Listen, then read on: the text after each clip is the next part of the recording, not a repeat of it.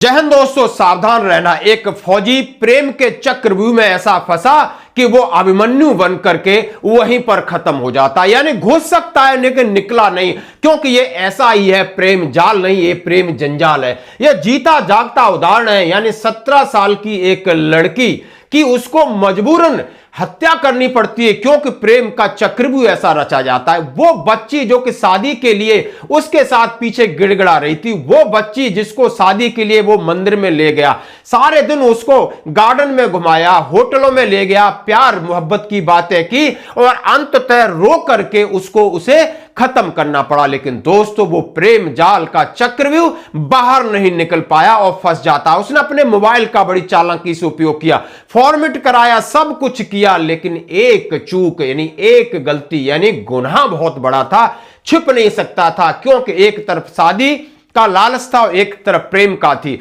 दोनों के बीच में इस तरीके से फंसा तो यानी उसने क्या खोया, मैं सामने पहले कहना चाहता हूं, उसने अपनी वो प्रेमिका खोई जो उसके लिए जान दे रही थी। उसने वो शादी करने वाली लड़की वो चली गई, इसकी नौकरी चली गई और खुद भी चला गया जेल। आखिर हुआ क्या? मामला है प्रयागराज, जिस तरीके से हम सभी जानते हैं पीसीडीए की एक हेडक्वार्टर ऑफिस है यानी इलाहाबाद में, और एक किशोर बच्ची यानी मात्र 17 साल की, और उसकी हत्या करता है फौज का एक नायक। दिल दहलाने वाली घटना, किसी को पता नहीं चलता लेकिन मामला किस तरीके से खुलता है, यह भी एक हैरान करने वाली बात है।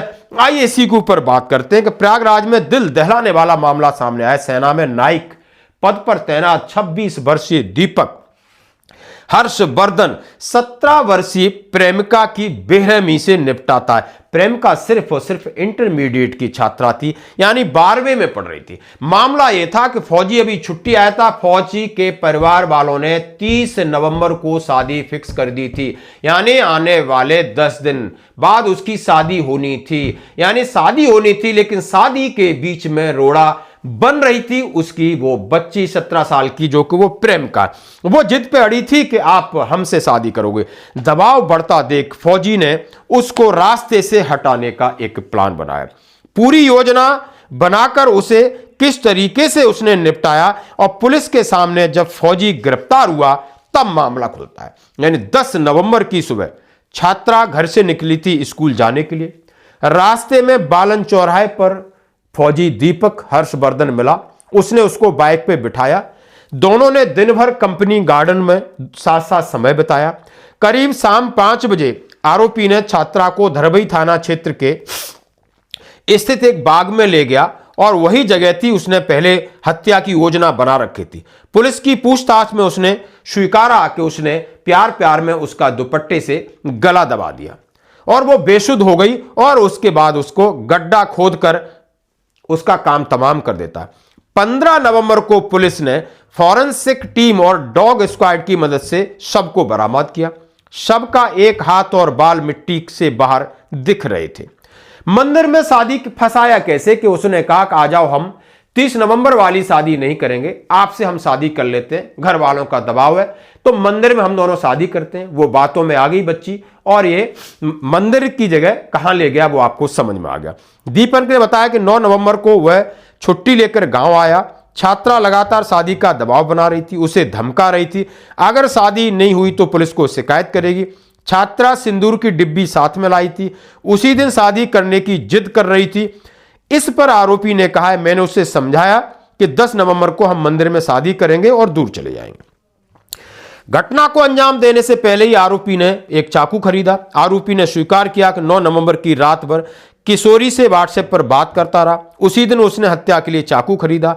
घटना के बाद उसने इंस्टाग्राम, ईमेल अकाउंट सारे डिलीट कर दिए। मोबाइल को भी उसने फॉर्मेट करा दिया। लेकिन दोस्तों, जब बच्ची का बैग और किताबें देखी गई थी, उसमें एक मोबाइल नंबर मिलता है। जब पुलिस उसकी जांच करती है तो बैग मिलता है एक जगह, बैग में एक नंबर मिलता है और वो नंबर पर जब कॉल होती है मामला फिर वहां से बिगड़ता है। आरोपी ने खुद को बचाने के लिए गूगल का सहारा लिया। उसने गूगल से चैट डिलीट की, हिस्ट्री को क्लियर किया, सारी चीजें उसने मोबाइल ब्राउज़र को हिस्ट्री में चैट कैसे डिलीट करते हैं, कई प्रकार के उसके सर्च मिले। पुलिस को उसने बता दिया। आरोपी की शादी 30 नवंबर को 12 जानी थी। प्रेमिका इस शादी का विरोध कर रही थी। कह रही थी कि वह किसी से शादी नहीं करने देगी, पुलिस में शिकायत करेगी और उसके माता पिता से मिलने की जिद कर रही थी। यही दबाव आरोपी की हत्या की वजह बना। ऐसे पकड़ा गया आरोपी। छात्रा के गायब होने के अगले दिन पुलिस को उसका बैग मिला।